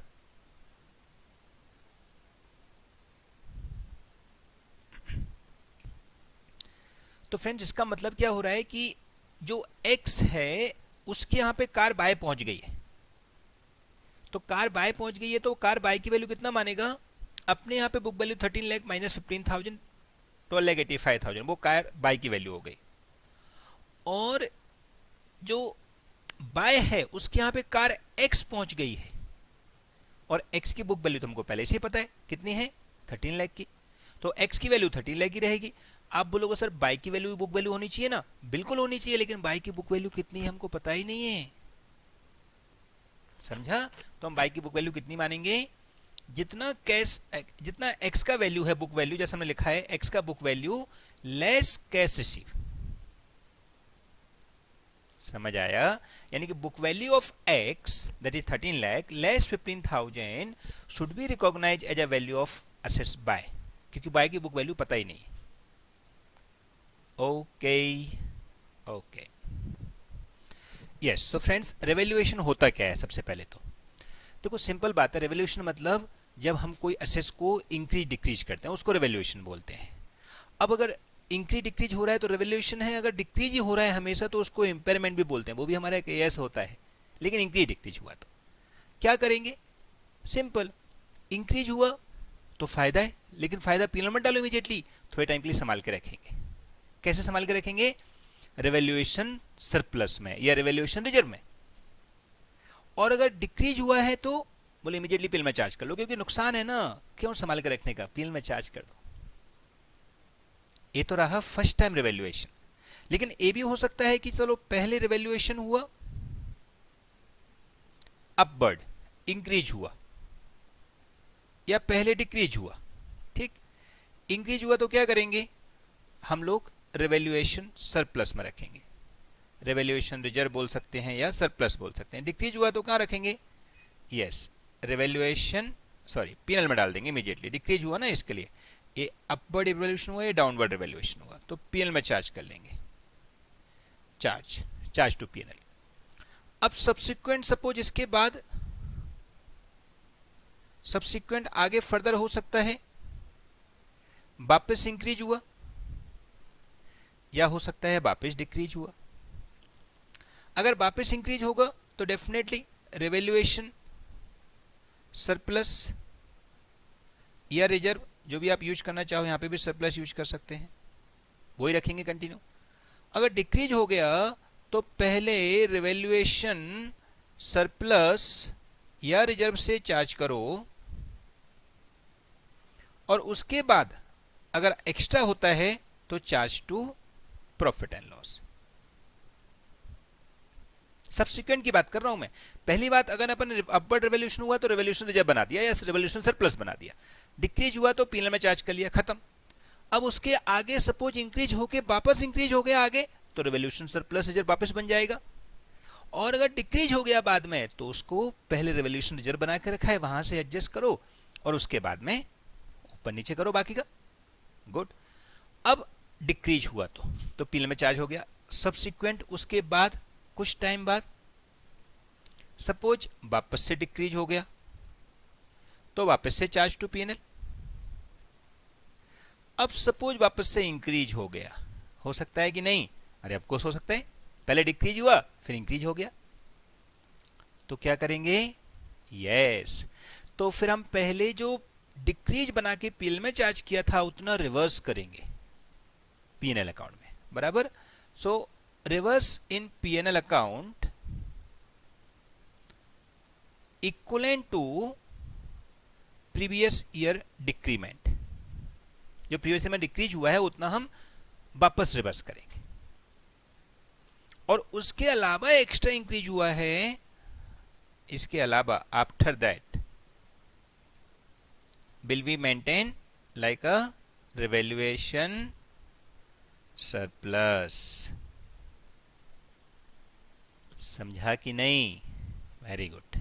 तो ऐसा हमको रिवैल्यूएशन का काम करना है, समझ आया। मैं एक बार फिर से बोलता हूं, पहले रिवैल्यूएशन अपवर्ड डाउनवर्ड दोनों हो सकता है। सपोज अपवर्ड हुआ, विल मेक रिवैल्यूएशन रिजर्व या रिवैल्यूएशन सरप्लस अकाउंट, संभाल कर रखेंगे, इमीडिएटली पीएनएल में चार्ज नहीं करेंगे। लेकिन डिक्रीज हुआ तो चार्ज टू पीएनएल इमीडिएटली, अरे नुकसान है, we follow conservative system, okay. फिर सपोज सरप्लस हुआ, उसके फर्दर दो पार्ट, इंक्रीज फर्दर हुआ बाद में या फर्दर डिक्रीज हुआ, वापस इंक्रीज हो गया तो डेफिनेटली पहले भी इंक्रीज अभी भी इंक्रीज, तो और सरप्लस और बढ़ा देंगे, रिवैल्यूएशन रिजर्व और बना देंगे। अगर वापस डिक्रीज हो गया तो पहले जो सरप्लस पड़ा है उसमें से एडजस्ट करिए, उसके बाद कम पड़ता है तो चार्ज टू पीएनएल, ठीक। ये इंक्रीज का काम खत्म। डिक्रीज इमीडिएटली पीएनएल में चार्ज करेंगे, इसके बाद सब्सिक्वेंट में डिक्रीज हुआ वापस से पीएनएल में चार्ज करेंगे, उसमें क्या है। लेकिन सब्सिक्वेंट में अगर इंक्रीज हो गया तो क्या करेंगे, पहले जितना पीएनएल में चार्ज कर चुके हैं डिक्रीज का उतना रिवर्स कर देंगे, और एक्स्ट्रा जो है उसको रिवैल्यूएशन रिजर्व बना के या रिवैल्यूएशन सरप्लस बना के रख देंगे, ठीक है, ओके। एक बार मैं आपको चार्ट बनवाता हूं, ये लिखो। Revaluation means during the period, revaluation means during the period we increase or decrease the value of assets due to any reason.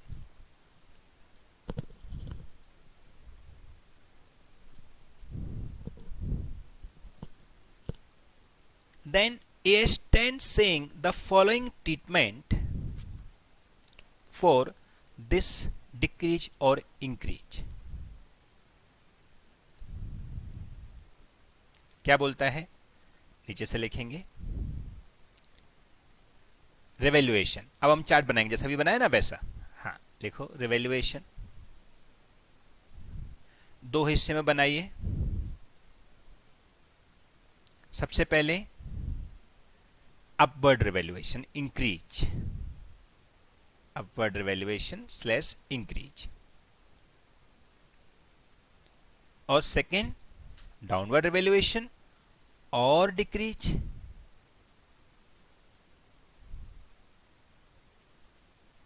Very good.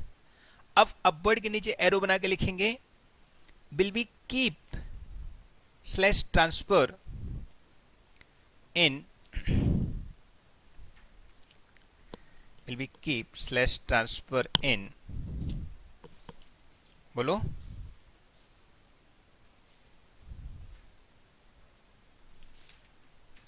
in revaluation surplus slash revaluation reserve account।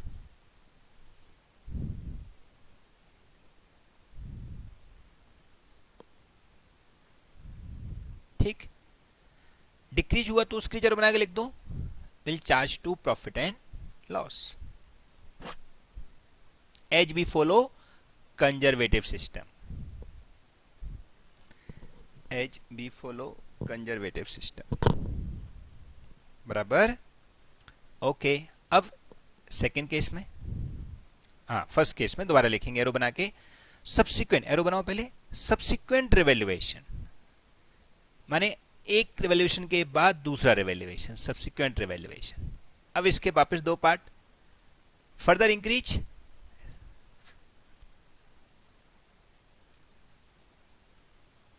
तो क्या हो जाएगा, same as above. बराबर, क्या करेंगे, revaluation surplus fund में transfer कर देंगे, सेम एज अबव लिख रखा दो, same as above, that is, arrow और बना देना, same as above, that is revaluation reserve create किया जाएगा, रिवैल्यूएशन रिजर्व। ठीक है, ओके। फिर फर्दर डिक्रीज हुआ, देन क्या करेंगे,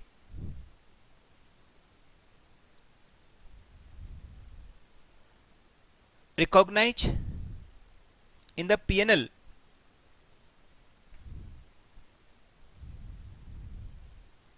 but subject to previously recognized in, बोलो, in revaluation surplus, that is first we reverse revaluation surplus या revaluation reserve लिखो, कोई दिक्कत नहीं, revaluation reserve, and then if extra will charge to P&L। okay, okay, yes, उधर आ जाइए further subsequent case में, इसमें लिख दो सब्सिक्वेंट रिवैल्यूएशन, अगेन इसके दो पार्ट, पहले डिक्रीज और फिर इंक्रीज। डिक्रीज हुआ तो again charge to P&L, same as above, decrease हुआ तो charge to statement of profit and loss,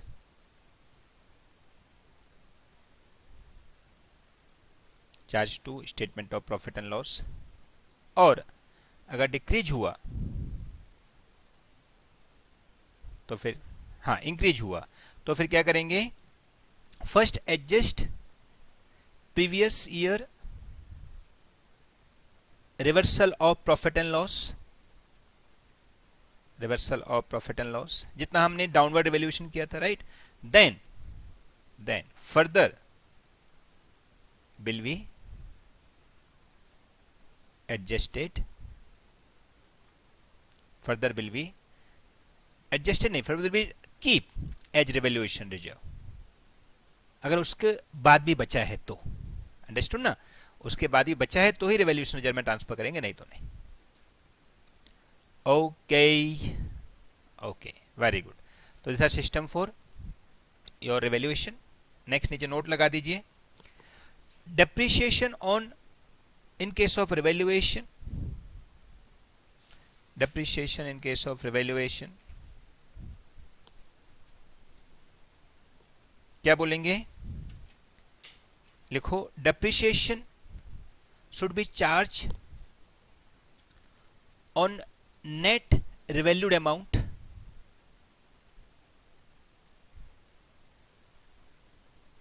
In case of downward revaluation,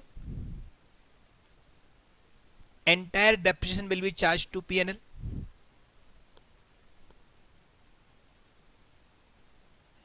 Depreciation charged to be P&L. But in case of upward revaluation, we should charge depreciation on revalued amount.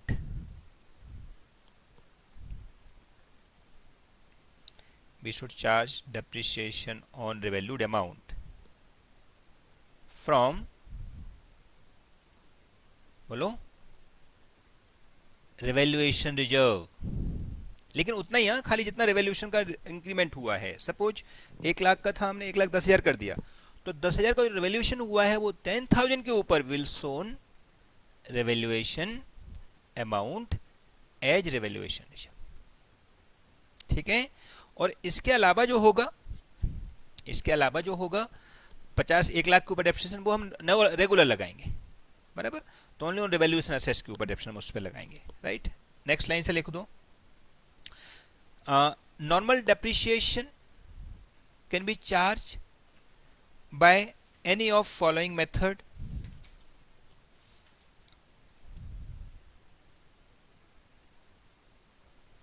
बराबर. आपको पता है depreciation के method कितने होते हैं? Yes. Number 1 लिखो, straight line method. अच्छा, वो हमारा सब रेगुलर वाला है. बेसिकली जो AS 10(6) पहले हुआ करता था वो यहाँ इन्होंने मर्ज कर दिया है, राइट. तो उसके हिसाब से हो गया. तो straight line method,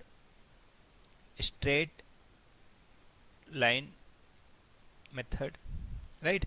under this method will charge depreciation equally each year, right ना.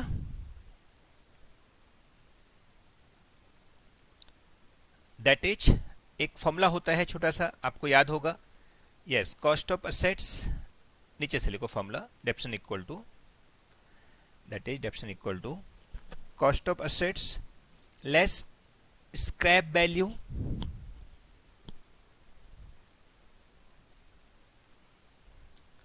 divided by useful life of assets. Useful life of assets. तो हमको डेप्रिसिएशन मिल जाएगा हर साल कितना चार्ज करना है into profit and loss. Yes. Second method, diminishing balance method.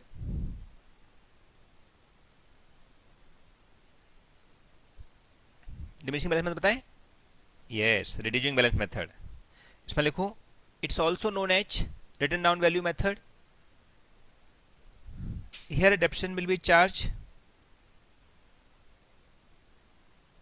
on balance remain after depreciation.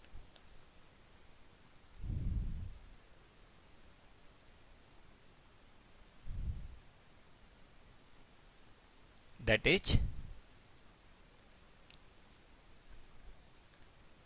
is WDV, written down value of assets into rate of depreciation. लगता जाएगा हर साल, राइट. थर्ड मेथड और दिया हुआ है. वैसे बहुत सारे मेथड होते हैं. एनी अदर मेथड लिख दो. इसके आगे लिखो, for depreciation there are more than 10 type of method.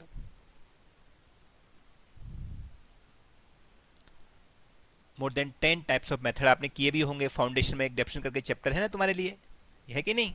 हाँ, तो वही डेप्रिसिएशन इधर है इंटर में, अपना CPT में या फाउंडेशन में जो भी आपने कर रखा है. सो उसमें मोर देन 10 मेथड होते हैं, बराबर. उन सब मेथड का एक ही पर्पज है, या तो SLM है या WDV है, ठीक है. लेकिन फॉर एग्जांपल मैं आपको बता देता हूँ. More than but objective of all method are same. That is we will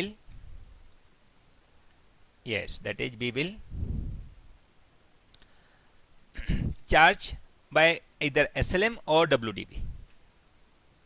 SLM मतलब स्ट्रेट लाइन मेथड, WDV मतलब रिटन डाउन वैल्यू मेथड, बराबर. For example, unit of production method.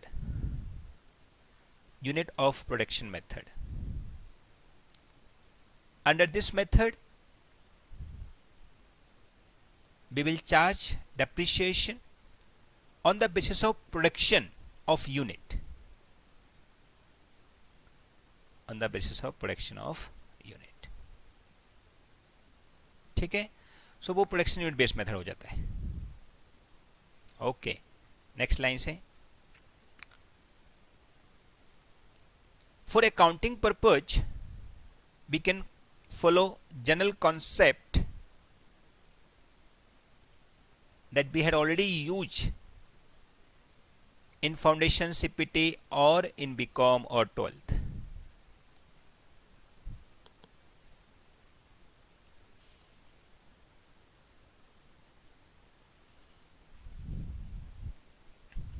Okay friends, so this is what our depreciation के सारे methods, right. ए हिसाब से हम definition लगा सकते हैं. बाकी डेफिनेशन का डेफिनेशन क्या होता है? Yes, deduction in the value of assets due to continue use. हाँ, पता है ना, लिख दो एक. That is definition of depreciation. Reduction in the value of assets, reduction in the value of assets due to continue use, wear and tear, new technology arise,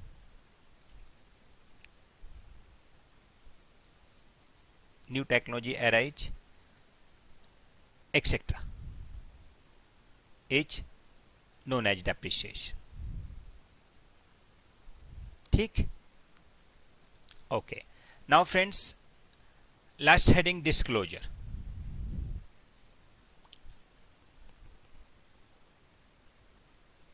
अच्छा, पहले एक दो सम देख लेते हैं, क्योंकि डिस्क्लोजर जो है वो एक सेपरेट पार्ट हो जाता है, थ्योरिकल पार्ट जैसा हो जाता है. हाँ, ये लिख दें डिस्क्लोजर. चलो डिस्क्लोजर लिख दो, कोई बात नहीं.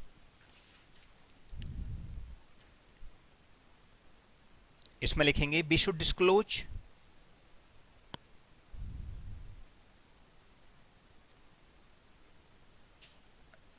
measurement basis,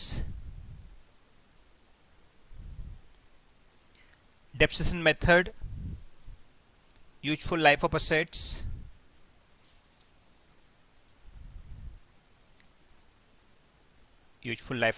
gross amount, gross carrying amount basically,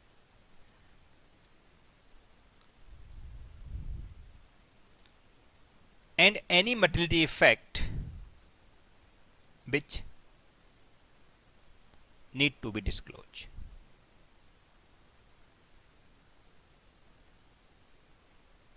बराबर. बाकी फ्रेंड, डिस्क्लोजर के बहुत सारे पार्ट होते हैं. कहाँ कहाँ रेवोल्यूशन हुआ है उसका इफेक्ट दिखाइए, रेवोल्यूशन की वजह से क्या चेंज हुए वो इफेक्ट दिखाइए. तो disclosure is something like a theoretical part, जिसमें आप कितना भी कुछ लिख सकते हो. Okay, understood, perfect. इसके सम जो है फ्रेंड्स हम लोग नेक्स्ट सेशन में करेंगे, क्योंकि सम बहुत सारे दिए हुए हैं. बाकी के जो हमने सम अभी तक किए हैं, जिनमें कॉस्ट का बाइफिकेशन हमने लिया हुआ था, तो वो सब तो आपको बराबर से समझ आ गए होंगे, राइट. होमवर्क में लिख दीजिए, फेयर कर देना फ्रेंड्स, जो हमने आज किया है. हाँ, सारा का सारा फेयर, प्लस जो सम हमने किए हैं वो बिना देखे करना. हाँ, so that you have idea. Wording भी थोड़ी वैसे ही लिखो जो हम तीनों स्टेप में आंसर लिखते हैं, ठीक है, उसी टाइप से आंसर करना है. ओके फ्रेंड्स, और ये जो मैंने आपको भी चार्ट बनवाया वो भी यहाँ बना के दिया हुआ है आपकी बुक के अंदर. अगर आप देखना चाहो तो उसको भी आप देख सकते हो. जैसे देखो, ये रिवैल्यूएशन का चार्ट दिया है, इंक्रीज डिक्रीज. हमने इंक्रीज डिक्रीज के बाद में फर्दर ट्रीटमेंट किया है, जो सिस्टमेटिक होना चाहिए. जैसा चार्ट हमने बनाया वैसा बनना चाहिए. इन्होंने फर्दर वाइफिकेशन नहीं किया है. Okay friends, understood. Thank you very much. Bye.